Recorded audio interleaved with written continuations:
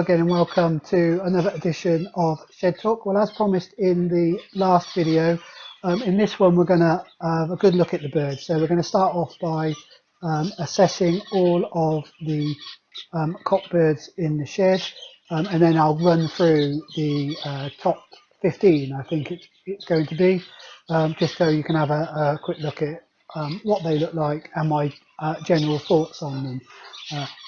Given that we're going to look at all 15 birds, we're probably not going to have enough time in this video to do both the cocks and the hens.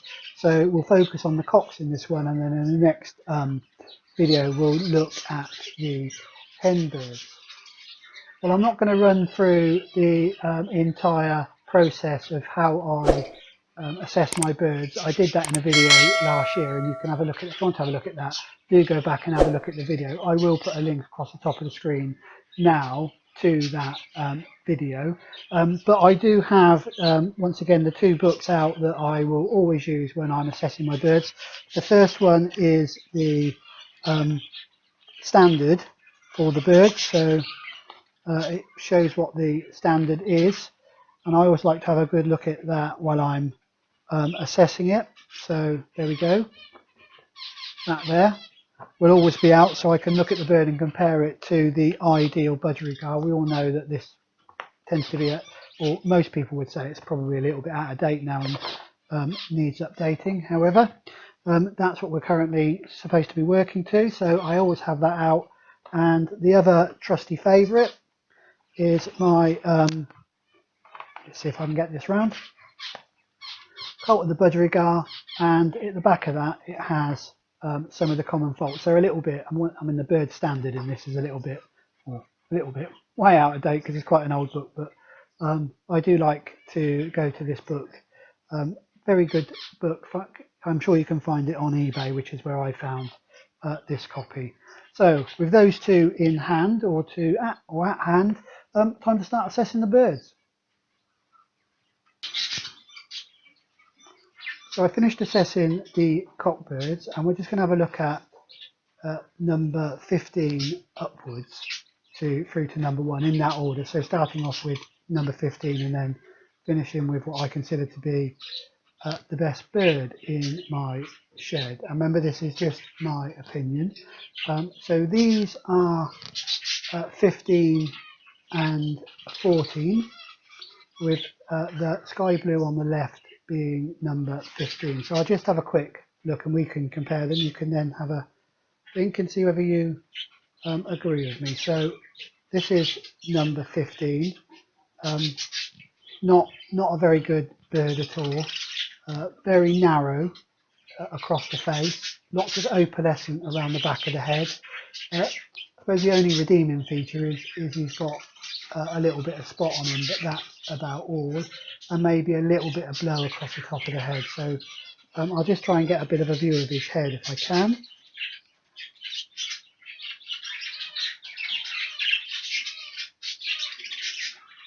So there you go, you can see he does have a little bit of feathering across the top of the head, but nowhere near good enough. This bird isn't going to be in my show team, and definitely isn't going to make the breeding team, so I suspect he'll have to go. So that was 15. I'll pan back out and we'll move across and we'll have another look at, or we'll have a quick look at 14. So this is a grey dominant pied, as you can see. So in terms of this bird, once again, not the biggest bird in the world, and also has very poor positioning when he's on the perch. Very hooked tail. And once again, not a very big bird, not a lot of width between the eyes. I'll see if he's not very steady on the perch, so I'll see if I can get a better picture of his face. As always, as soon as I say that, he's going to drop down off the perch. There we go, I've got his attention. So you can see not the biggest, but but definitely better than the sky blue. But once again, you know, he's not going to make my show team, and definitely not going to make the breeding team. So will probably end up going in the sales cage. He does have quite a reasonable mask on him in terms of the depth of the mask, and he's got a little bit better across the top of the head, so a little bit wider in terms of the face. So that's 14 and 15. I'll bring up number 13 and I'll put them side by side with 14. So here we go. This is 14 on the left, the one we just looked at. Showing a little bit better at the moment, so you may be able to get a slightly better view of this bird in terms of his facial features. And so that was 14, and this is the 13. This bird, I think, is slightly better than him. He's got a much better mask on him than, or a better mask on him than the other one, and is generally slightly bigger and broader, especially across the face. But once again, he's not great bird, slightly short, so he doesn't have a great deal of length on him, and once again has that crooked tail, which I don't like. He does have, as I think I just said, he does have a reasonable mask on him, so this bird probably will be a spare for me, just because of his background. The yellow face line tends to breed quite well for me, so I might keep him just as a backup for this breeding season. There we go, that's number 13. We'll now pull up number 12 and have a look at that one.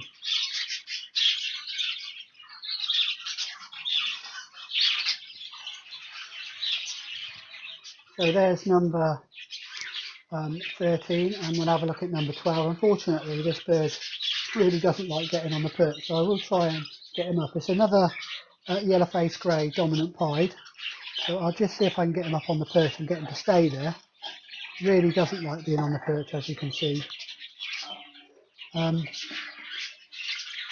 Took a little while to get this one to settle earlier when I was doing my assessment, and he, as you can see, really doesn't like, not a show bird at all.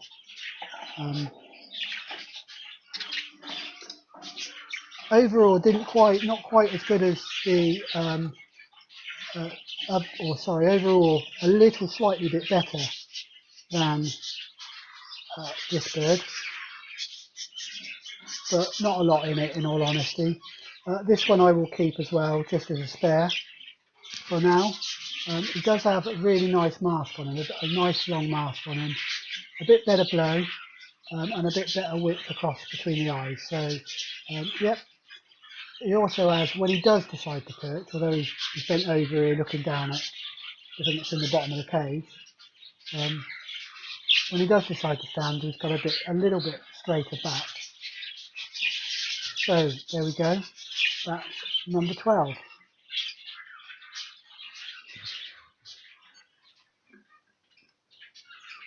So here we go. Here's number 11 and number 12. So on the left is 12, the one we just looked at. Seems to have settled now. He's been in the cage for a little bit longer, so you can get a better look at him. You can see how much better his face is, but again, not the best of birds in terms of the size. This opaline sky blue isn't a complete bird, and never really has been.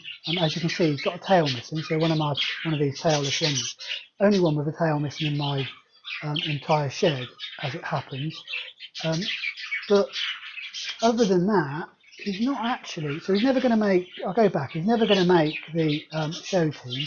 However, other than that, he's actually, for an opaline, he's quite clean, and has lovely blow, and lots and lots of spots.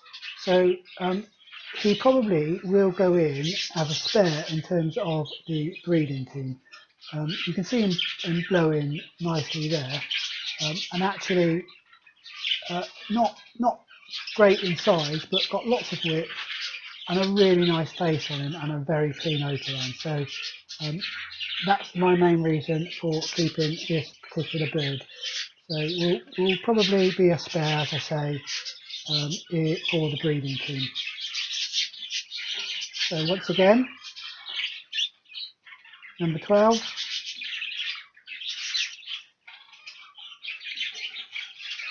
And number 11.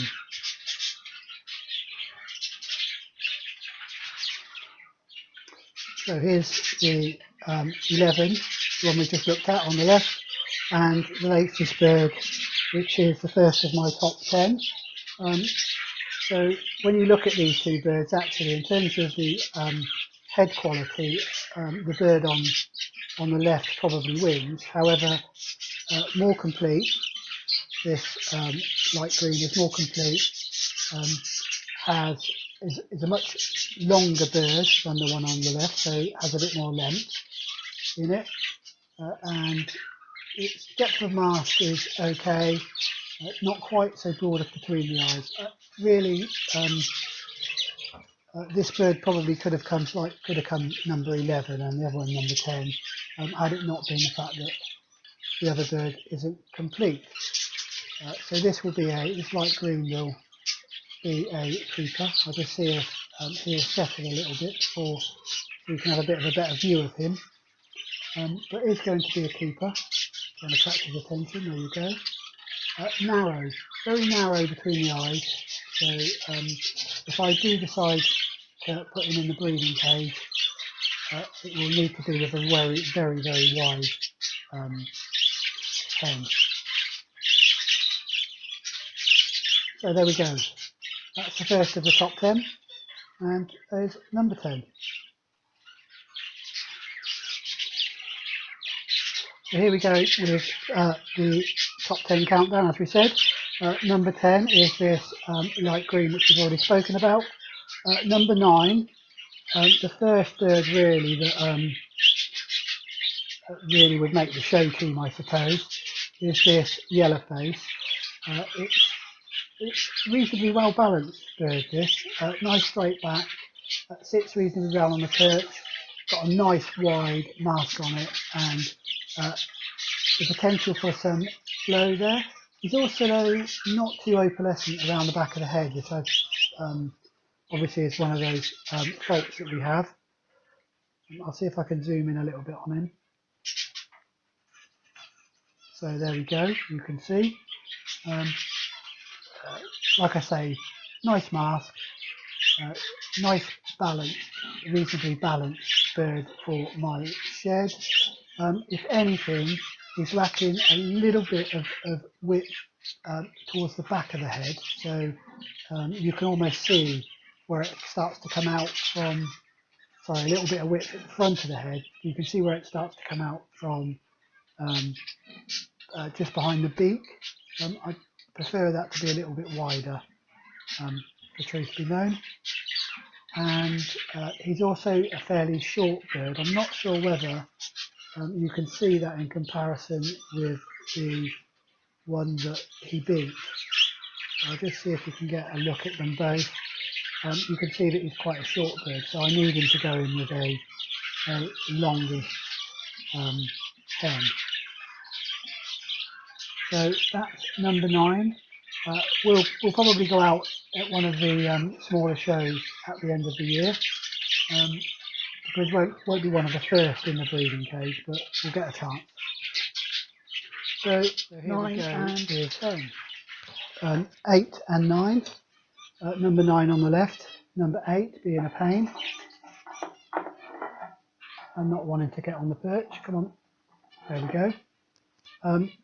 So initially, when you look at these two, you would, I think everybody would say that the bird on the left, so the one that came in number 9, is probably a better bird than the one that came in at number 8. So the light green as opposed to the yellow face, or the yellow face is probably a better bird than the light green. However, this light green that came in at number 8 is actually this year's bird, so is a young bird. I'll just see if I can get him back on the perch. So this probably got put slightly higher, mainly because he's still got a lot of growing to do, and he's already quite a long a longish bird. He has reasonable blow already and a reasonable mask already. You'll notice the wings are still suffering from where he was heavily plucked as a baby. So that's the main reason why this bird, once again, I'll see if I can get him to sit up. Doesn't want to, maybe I'll leave that in there, maybe that will settle him a bit, or probably not. Just give him a couple of seconds, see if he will. There we go, hopefully he'll begin to settle. As always, not going to. So yeah, so because of potential, this is the reason why this one beat the light green. So sorry, the yellow face. Really is quite a long bird. I'm given that he's got a bit more growing to do. If he fills out a bit, will be a very nice bird, stock bird for me. Because of the feather plucking, it's unlikely he's ever going to make the show team unless in the next molt he does grow all those feathers back, but it's doubtful now. Anyway, there we go. Number 8. So number 8 and number 7 then. 8 on the left, the young bird that we looked at earlier, who is definitely not wanting to settle at all. I'll just see if I can.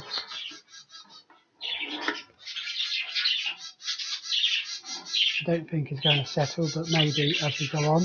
Anyway, let's have a look at number 7. This bird was just outside the top 6, and as you probably know, or those who have been watching these videos for a little while will probably know, top 6 will make my initial breeding team. So this very nearly made the breeding team.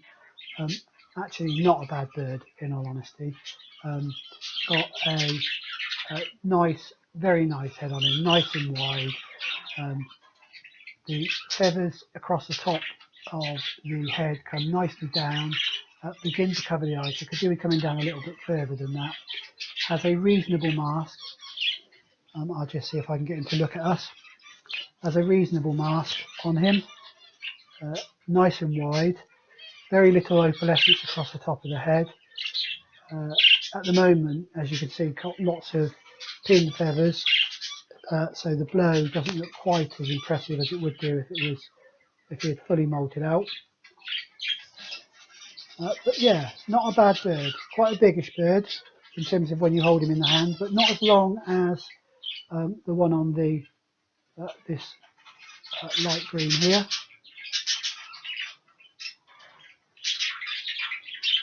But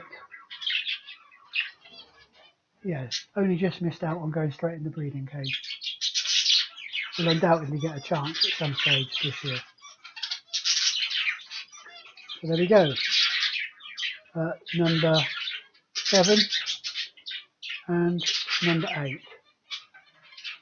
He's finally decided to settle now, isn't it?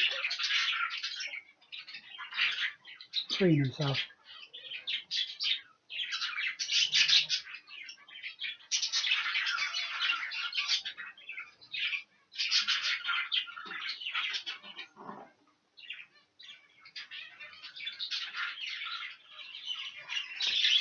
So here are the next 2.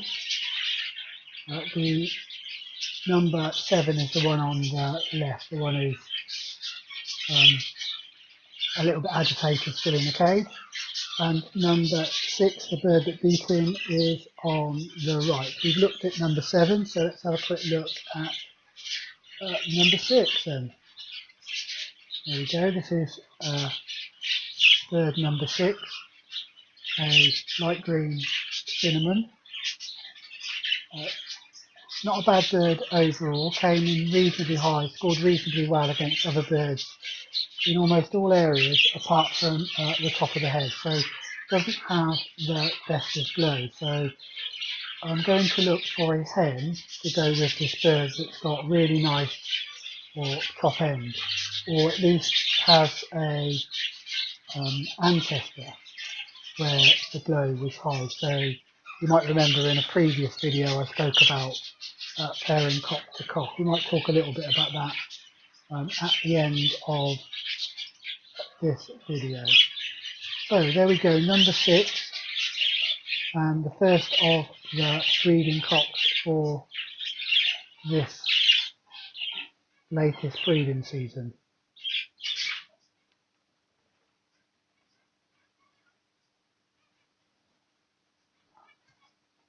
Number 6 then.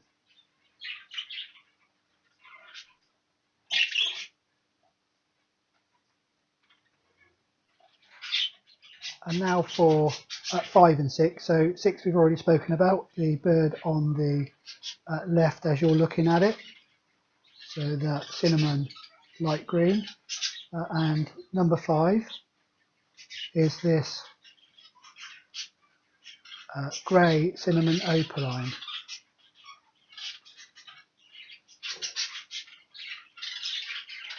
So for me, this grey cinnamon opaline lacks a little bit of mask and hasn't got the best spots for an opaline, in all honesty, although the spots aren't that bad, and lacks a little bit of additional blow across the top of the head. So so it's generally, the face is not the style for me. However, this bird does and has recently been out on to a few shows and has done reasonably well. So clearly it's a style that the judges seem to like. Done reasonably well in terms of the CC rundown, so and in some quite strong cinnamon opaline classes. So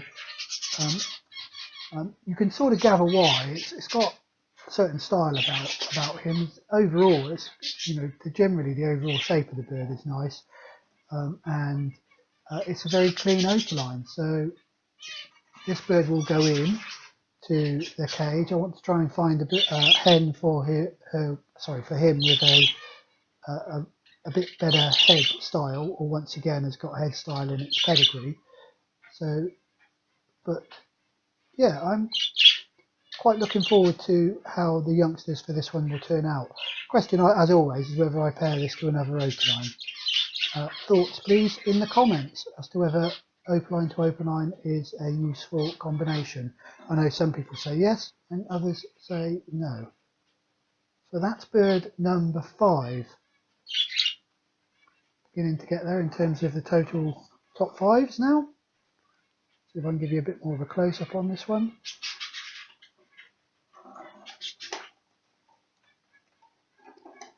As I do, of course, the bird decides to move around a bit more. I think the bird in the other cage is being a little bit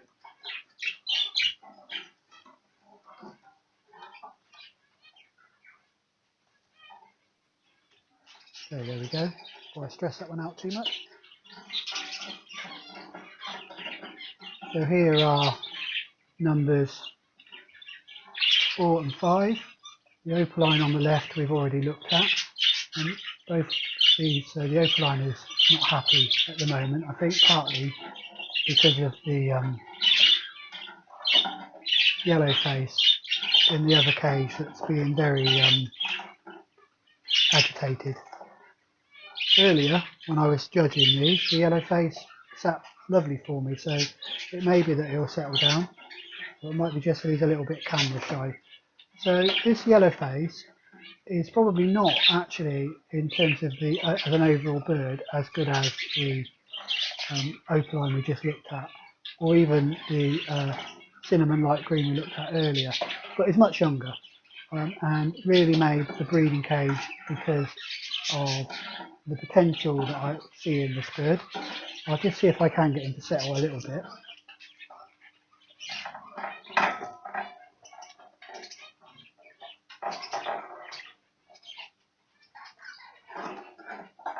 Don't think he's going to. Clearly see his reflection. Perhaps a better cage with a matte background would be better. Anyway, just try and talk about him. Hopefully you'll get a view of the bird. If not, I'll try and get in one of him as a still and pop that up. So,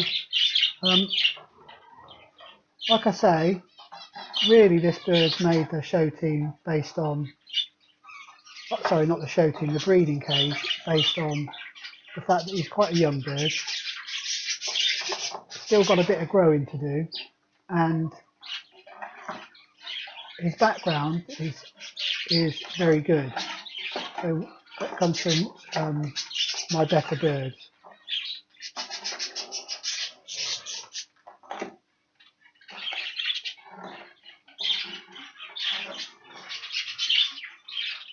And that really is that yellow face. Seems like he might have settled finally a little bit, although still competing with his reflection.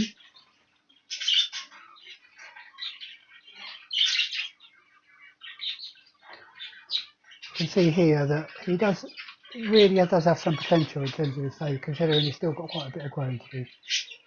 Don't like the tail carriage. I'll talk about that in one of the other birds that I'll put up shortly.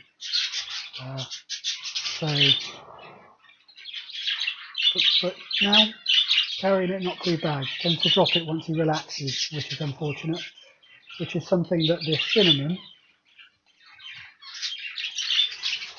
opaline doesn't do. When she's relaxed, or when he's relaxed like he is at the moment, keeps that nice pose, nice straight back line. Might be a reasonable comparison here now between the two. Well, there we go.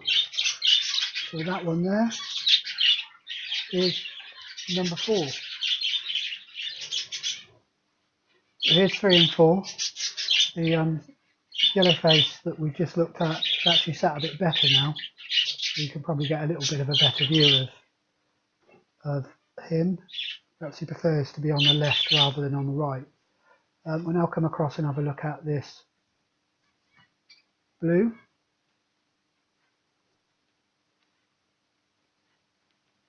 Number 3, from my point of view, has been out on the show bench, hasn't done brilliantly. The main fault with this bird is he is very opalescent around the back of the head. So when I'm considering what we're going to put him to, I'll need to make sure I've got a hen that is showing clean around that area to try and get rid of it. But that's the main fault with this bird. Nice long mask, as you can see. I'll just see if it's obviously interested in the bottom of the cage at the moment. Nice long mask, quite a big bird, longish bird, sits reasonably well. Got a style of mask, a very wide and flat looking face, which I quite like about this. If you can see it there, it's just got and the feathers are creeping down, covering the eyes nicely. Still a little bit nervous in the cage, but yeah, I do like this sky blue. I think he's a sky, actually. He might be a cobalt, looking at him now. The cheek patches aren't too opalescent, but you can probably see the back of the head is definitely opalescent. So number 3 for my show cages, you'll get a good go, and hopefully we can find him a nice hen, a nice clean hen, very little opalescence, and will add to him.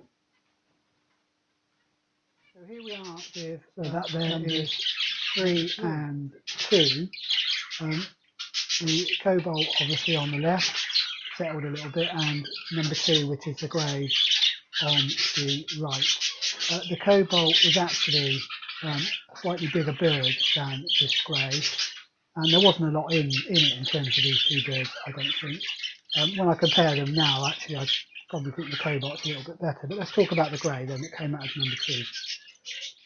You may remember this bird from last year. Those of you who have been watching for a little while, this bird was the best bird in my shed last year, and it's come out as number 2 this year.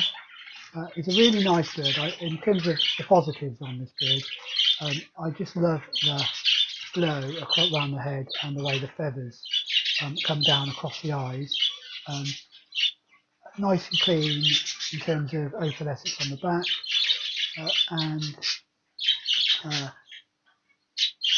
and a fairly long bird as well for my shed. So why has he come down then from being number one? Well, there are a number of faults with this bird that, as he's got older, I've started to show more. And more recently, when he's been out to a couple of shows, he hasn't done very well, which surprised me a little bit. I've got a couple of views on why that might be, and I also recently asked a judge to give his view on this bird and why the judges didn't seem to like him as much as I did. So first of all, my view is one is that he was in amongst some quite strong grey classes. So and I expect to some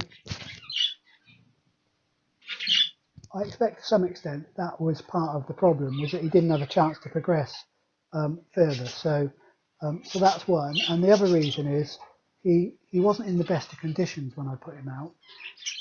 So he had quite a lot of pin feathers. You might remember when we were preparing him for the shows. I was umming and ahhing whether to take him out. So it may be that the condition affected the judge's view on it, but probably more importantly, when I asked a judge to take a look at him and why he thought the judges didn't like him, he mentioned the tail, and you can see it where the bird stood here. The back line isn't very straight. There's a definite kink around the tail area.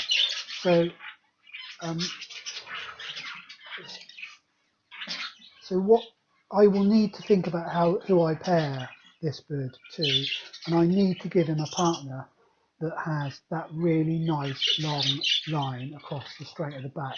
And you may remember some of my bigger hens tend to also have this fault. So really need to think about what I'm going to put him to. So there we go. That's this number 2 in my shed, the grey.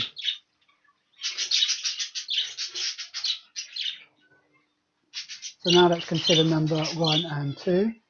So number 1 is obviously the grey-green on the right hand side. You can compare the two now, the grey on the left and the grey-green on the right. Grey-green normally is very good in the show cage, but doesn't seem to want to settle, so I'll just see if we can get him to settle a little bit and get a little bit better view of him.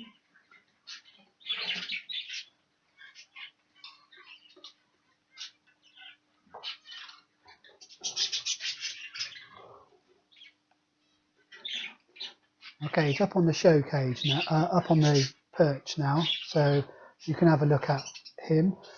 This bird, nice big bird, fills the hand completely. Got very nice face overall in terms of mask and the rest of the face. See if we can get him back up again. Lacks a little bit over the top, not quite as good as the grey or the cobalt that we saw in terms across the top of the head. So it might be that I find a hen that's related to either of those two birds for this one.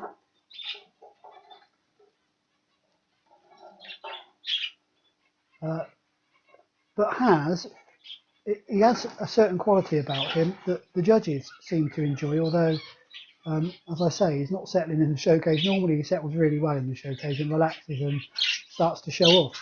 Maybe he will begin to now. So judges seem to like him. He's probably this year has been the best bird on the show bench. Doesn't always make the best breeders, of course, but you wouldn't think he was a show bird, would you?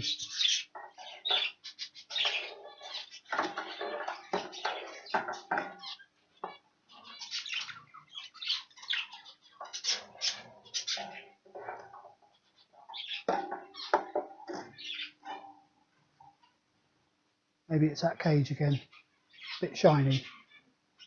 There you go, I seem to have steadied him a little bit. At the moment, he's got the hook tail just like the other bird, but as I say, judges seem to like him, so it's worth getting him in the breeding cage and finding him a nice hen that will complement him. So there we go, this grey-green is number 1 in my shed for the cocks. We'll turn our attention now to the hens. Well, I hope you enjoyed that quick run through of my top 15 cock birds. As I say, that's about all we got time for in this video. Hope you enjoyed it. If you did, don't forget to hit the like button and the subscribe button. And if you want early notifications, then do hit the bell. In the next video, we'll focus on the hens. But until then, please do stay safe and enjoy your birds.